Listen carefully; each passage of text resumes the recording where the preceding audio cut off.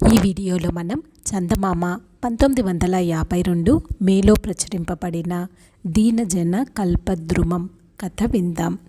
సులైమాన్ ఒక గొప్ప మహమ్మదీయ చక్రవర్తి.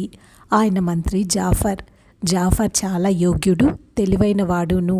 అతడు పేదవాళ్ల పాలిటి పెన్నిది. వాళ్లకు కష్టాలు వస్తే అతడు సహించలేకపోయేవాడు. ధనవంతుల మీద పన్నులు వేసి సొమ్ము రాబట్టి ఆ సొమ్మంతా పేదవాళ్ల కూడుగుడ్డల నిమిత్తం ఖర్చు పెట్టేవాడు. సామ్రాజ్యంలోని దీనజనులందరికీ జాఫరు ఈ విధంగా తోడ్పడటం వల్లనే ఆయనకి దీనజన కల్పద్రుమం అనే బిరుదు వచ్చింది. పేదవాళ్ళందరికీ జాఫర్ అంటే ప్రేమ, గౌరవం ఎక్కువ. ధనవంతులందరికీ ఆయన మీద అంతులేని అయిష్టం, ద్వేషమును. జాఫర్ మూలాన్ని భూస్వాములు ఇంకా ఎక్కువగా భూములు, పుట్రలు సంపాదించటానికి వీలు చిక్కేది కాదు. వర్తకులకు ఇంకా ఎక్కువ లాభాలు సంపాదించటానికి వీల్లేకపోయింది.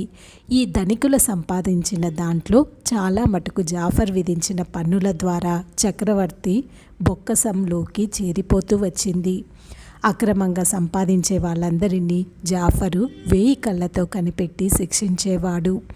ఉద్యోగస్తులందరికీ కూడా అతడంటే హడలే. లంచగొండ్లని, అధికార దుర్వినియోగం చేసే వాళ్ళని పట్టి అతడు ఏ మాత్రం దయాదాక్షిణ్యం లేకుండా దండించేవాడు. జాఫర్ను ఎలాగైనా వదిలించుకోవాలని ధనవంతులంతా చేరి అతడి మీద కుట్ర చేశారు. జాఫర్ లేని సమయాల్లో చక్రవర్తి వద్దకు పోయి చాడీలు చెప్పేవారు. క్రమంగా చెప్పుడు మాటలు చక్రవర్తి తలకెక్కి మంత్రి పైన లేనిపోని అనుమానాలు బయలుదేరి వృద్ధి పొందసాగాయి.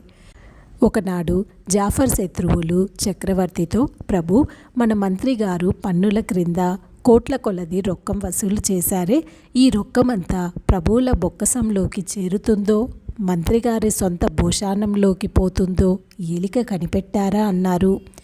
వెంటనే చక్రవర్తి ఖజానా తెప్పించి చూశాడు. అందులో ఉండవలసినంత రొక్కం కనపడలేదు. ఎలా ఉంటుంది నిలువ?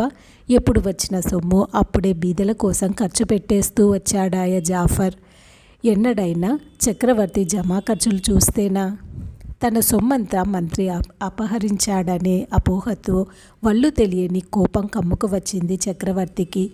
మారు ఆలోచన లేకుండా జాఫర్ని ఉరి తీసివేయండి, వాడి మొహం మరెన్నడూ నాకు కనపడనివ్వకండి, మరెవ్వడు ఇలాంటి రాజద్రోహం తలపెట్టకుండా హడలు పుట్టేటట్లు చేయాలి. అందుకని జాఫర్ శవాన్ని పాతిపెట్టకుండా తీసుకుపోయి 4 రహదారులు కలిసే చోట పడేసి భటుల్ని కాపలా ఉంచండి. రాజద్రోహుల శవాలను కాకులు, గద్దలు పొడుచుకు తినేట్లు చేయండి. వాటికి సమాధి కూడా జరగకూడదు అని శాసించాడు. జాఫరు పైన పగ తీర్చుకోవటానికని కనిపెట్టుకొని ఉన్న ఆ దుర్మార్గులు వెంటనే పరుగెత్తుకు వెళ్ళి ఏ పాపం ఎరుక్క నిశ్చింతగా నిద్రపోతున్న జాఫర్ని బంధించి తీసుకుపోయి చక్రవర్తి ఆజ్ఞను అక్షరాలా జరిపించి ఆ మహాత్ముని శవాన్ని మార్గసంధిలో పడేసి చక్కా వచ్చారు.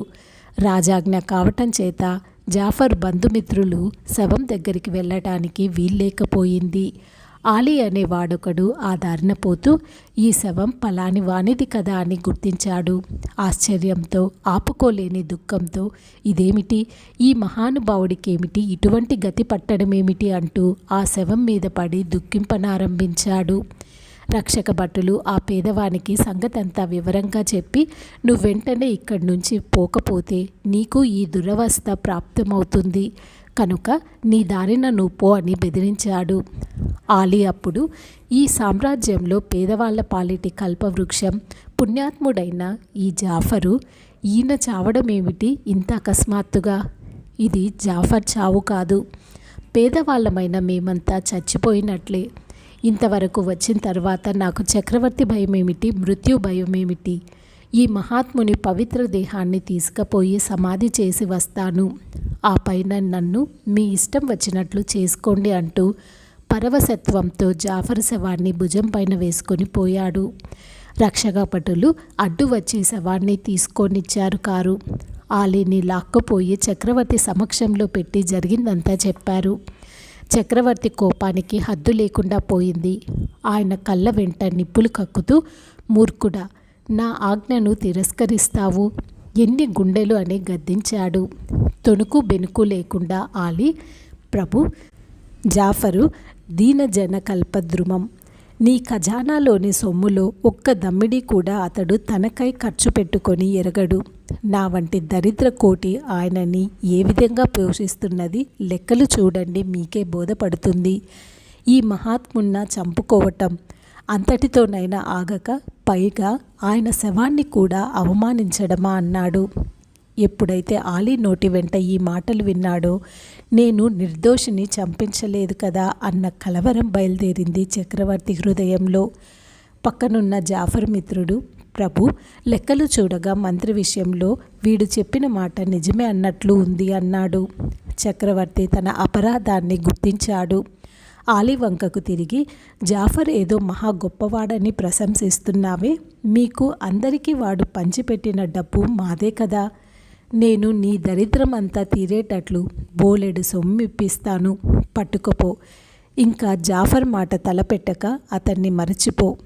ఇంతటి నుంచి నీవు పొగడవలసింది సులేమాన్ చక్రవర్తిని సుమా అంటూ 1000 వరహాలు తెప్పించాడు. మరుక్షణంలో 1000 బంగారు నాణాలు ఆలీ ముందు మెరిసినాయి. అతడి కళ్ళు జిగేలుమన్నాయి. చక్రవర్తి ఆలీతో, ఇవన్నీ నీవే తీసుకో అన్నాడు. ఆలీ 2 చేతులు ఆకాశం వైపు చాపి, జాఫర్ మహాశయ, నీవు నిజంగా దీనజన కల్పద్రుమానివే. బ్రతికి ఉన్నప్పుడే కాదు, చచ్చి కూడా నువ్వు నన్ను మరచిపోలేదు. నిన్ను మాకు దూరం చేసిన ఈ ప్రభు చేతనే నాకు 1000 మొహరీలిప్పిస్తున్నావు అంటూ అప్రయత్నంగా జాఫర్ని పొగట్టం మొదలెట్టాడు. పట్టరాని దుఃఖంతో చక్రవర్తి తలవాల్చుకున్నాడు. ఈ కథ ఇంతటితో సమాప్తం. ఈ వీడియో మీకు నచ్చినట్లయితే దయచేసి ఈ ఛానల్ని సబ్స్క్రైబ్ చేసుకొని ఈ వీడియోని లైక్ చేయండి.